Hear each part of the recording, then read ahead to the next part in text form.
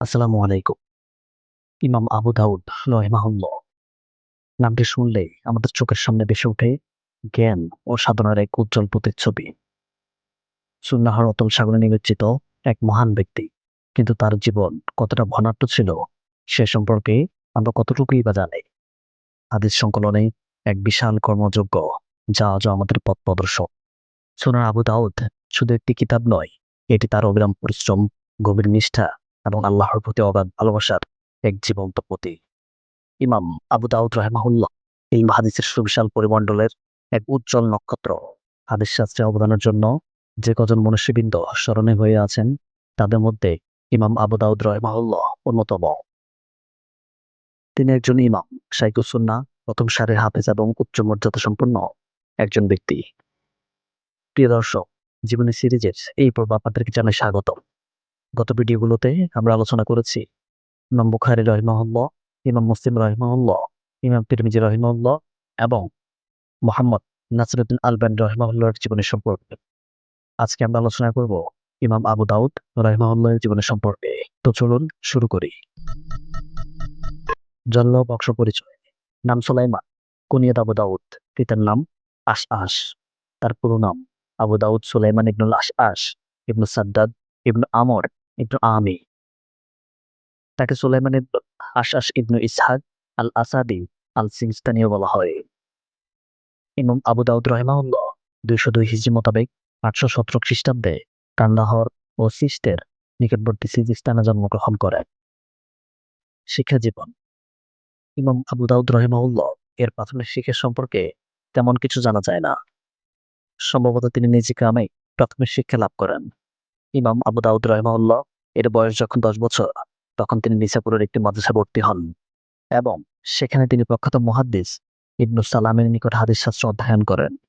অতঃপর তিনি হাদিস শাস্ত্র উচ্চশিক্ষা লাভের জন্য মিশর, সিরিয়া, হেজাজ, ইরান, খোরাসান প্রভৃতি বিখ্যাত হাদিস গবেষণা কেন্দ্রসমূহ ভ্রমণ করেন এবং তদানীন্তন সুবিখ্যাত মুহাদ্দিসগণের নিকট থেকে হাদিস শ্রবণ ও সংগ্রহ করেন।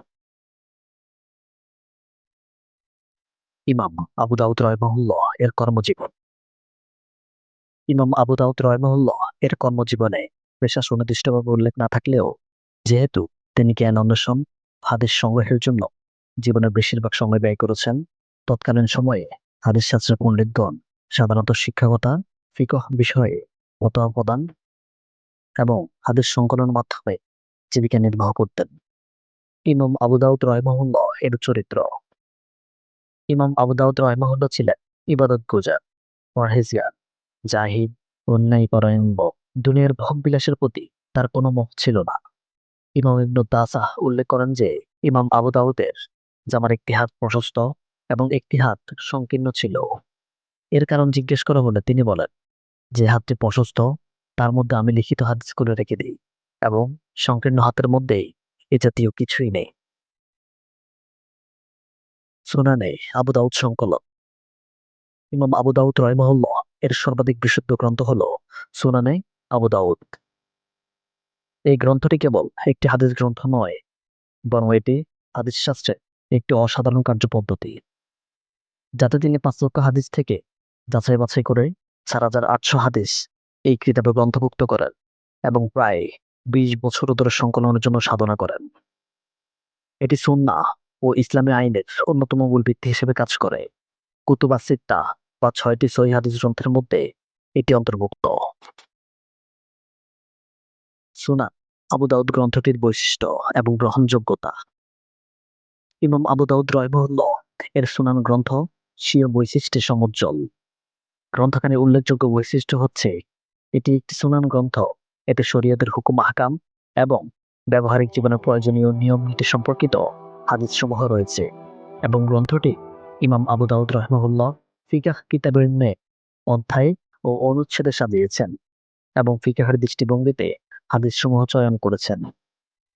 তাই তো ফিকহবিদগণ বলেছেন, একজন মুজতাহিদের পক্ষে ফিকহের মাসালা বের করার জন্য আল্লাহর কিতাব কোরআন মাজিদের পর এই সুনানে আবু দাউদ গ্রন্থই যথেষ্ট।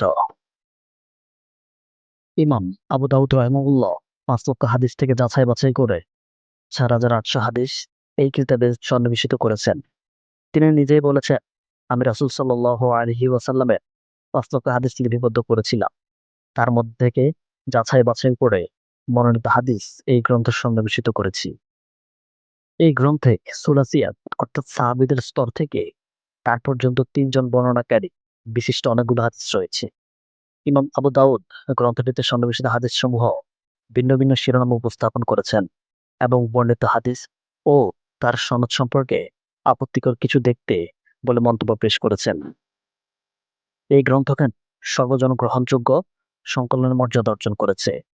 এই সম্পর্কে স্বীয় ইমাম আবু দাউদ রাহিমাহুল্লাহ বলেন, জনগণ কর্তৃক সর্বসম্মতভাবে পরিত্যক্ত কোনো হাদিস আমি এই কিতাবে উদ্ধৃত করে নাই। সর্বোপরি এটি বিজ্ঞ মুহাদ্দিস ও মনীষীগণের নিকট সর্বাধিক গ্রহণযোগ্য এবং সমাদৃত একটি গ্রন্থ। ইমাম আবু দাউদ রাহিমাহুল্লাহ হাদিস গ্রন্থটি সমাপ্ত করার পর তার ওস্তাদ ইমাম আহমদ বিন হাম্বলের নিকট উপস্থাপন করলেন। ইমাম আহমদ ইবনে হাম্বল খুবই পছন্দ করেন এবং একে একটি উত্তম হাদিস গ্রন্থ হিসেবে আখ্যায়িত করেন। ইমাম আবু দাউদ রাহিমাহুল্লাহ এর ছাত্র হাফিজ মোহাম্মদ ইবনে মাখরাজ দুয়ারি বলেন, ইমাম আবু দাউদ রাহিমাহুল্লাহ যখন সুনান গ্রন্থখানি প্রণয়ন সম্পন্ন করলেন এবং তা লোকদের পাঠ করে শোনালেন, তখনই তা মুহাদ্দিসগণের নিকট অনুসরণীয় গ্রন্থ হয়ে গেল। হাফিজ আবু জাফর ইবনে জুবাইর গারনাতি রাহিমাহুল্লাহ বলেন, ফিকহ সম্পর্কিত হাদিসসমূহ সামগ্রিক ও নিরঙ্কুশভাবে সংকলিত হওয়ার কারণে সুনান আবু দাউদ যে বিশেষত্ব তা সহিহ সিত্তার অপর কোনো গ্রন্থে নেই।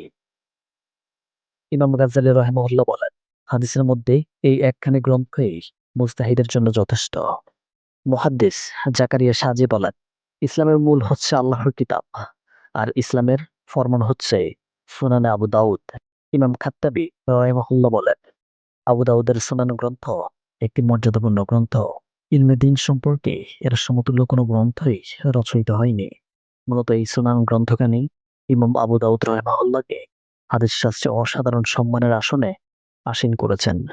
প্রিয় দর্শক, তবে সার্বিক বিচারে ইমাম বুখারী রচয়িত সহিহ বুখারী এবং ইমাম মুসলিমের রচয়িত সহিহ মুসলিম প্রথম এবং দ্বিতীয় স্থানে অধিষ্ঠিত। এরপরে সুনান আবু দাউদের অবস্থান, অর্থাৎ সুনান আবু দাউদের অবস্থান সহিহ সিত্তার মধ্যে তৃতীয়। ইমাম আবু দাউদ রাহিমাহুল্লাহ এর সম্পর্কে মন্তব্য। মুসা ইবনে হারুন রাহিমাহুল্লাহ বলেন, ইমাম আবু দাউদ দুনিয়াতে হাদিসের খিদমতের জন্য এবং আখিরাতে জান্নাত লাভের জন্য সৃষ্টি হয়েছেন। আমি তার থেকে উত্তম ব্যক্তি দেখিনি। ইমাম হাকিম রাহিমাহুল্লাহ বলেন, নিঃসন্দেহে ইমাম আবু দাউদ তার সমসাময়িক মুহাদ্দিসগণের মধ্যে শ্রেষ্ঠ ছিলেন। তার এই শ্রেষ্ঠত্ব ছিল নিরঙ্কুশ এবং অপ্রতিদ্বন্দ্বী। ইমাম জাহাবি বলেন, ইমাম আবু দাউদ রাহিমাহুল্লাহ হাদিসের ইমাম হওয়ার পাশাপাশি একজন বড় মাপের ফকিহ ছিলেন। তার এই সাক্ষ্য তার কিতাবই বহন করে। শিক্ষকবৃন্দ, বিভিন্ন দেশ ও শহরে ইমাম আবু দাউদ রাহিমাহুল্লাহ এর শিক্ষকের সংখ্যা অসংখ্য। তিনি উঁচু মাপের বহু মুহাদ্দিসের নিকট থেকে হাদিস গ্রহণ, শিক্ষা ও শ্রবণ করেছেন।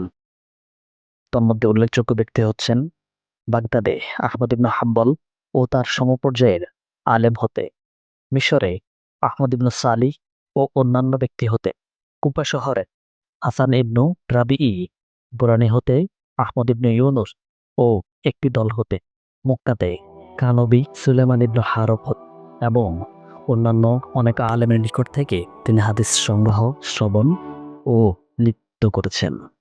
ছাত্রবৃন্দ, ইমাম আবু দাউদ রাহিমাহুল্লাহ এর ছাত্রের সংখ্যা অসংখ্য। তার মধ্যে উল্লেখযোগ্য হলো ইমাম তিরমিজি রাহিমাহুল্লাহ, আন নাসাই রাহিমাহুল্লাহ, আবু আওয়ানা রাহিমাহুল্লাহ এবং প্রমুখ ব্যক্তিবর্গ তার নিকট থেকে হাদিস শ্রবণ, সংগ্রহ ও সংকলন করেছেন। ইমাম আবু দাউদ রাহিমাহুল্লাহ এর রচিত গ্রন্থাবলী। ইমাম আবু দাউদ বহু মূল্যবান গ্রন্থ রচনা করেছেন। তার মধ্যে উল্লেখযোগ্য হচ্ছে ইবতিদাউল ওয়াহি, আখবারুল খাওয়ারিজ, আলামুন নাবুয়া, আদ-দোয়া, আজ-জুহদ এবং আরো অনেক কিতাব তিনি সংকলন করেছেন। ইন্তেকাল।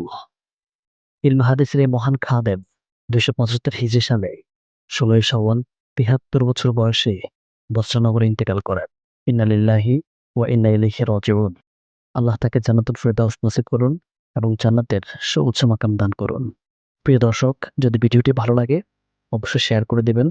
দেখা হবে অন্য কোনো ভিডিওতে। ততক্ষণ পর্যন্ত আল্লাহ আপনাদেরকে সুস্থ রাখুক, ভালো রাখুক। আসসালামু আলাইকুম ওয়া রাহমাতুল্লাহি ওয়া বারাকাতুহু।